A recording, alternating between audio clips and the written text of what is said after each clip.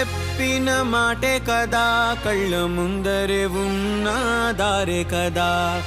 తొందరే ముందన్న తీరొద్దికా, కష్టపడ్డోడికే దైవం తోడుండదా. మట్టి వాసన గుర్తుంచుకోని తండ్రి ఆసే దాగుందిగా. చిక్కి చితికిన విత్తనంలో ఓ వంశవృక్షమే దాగుందిగా.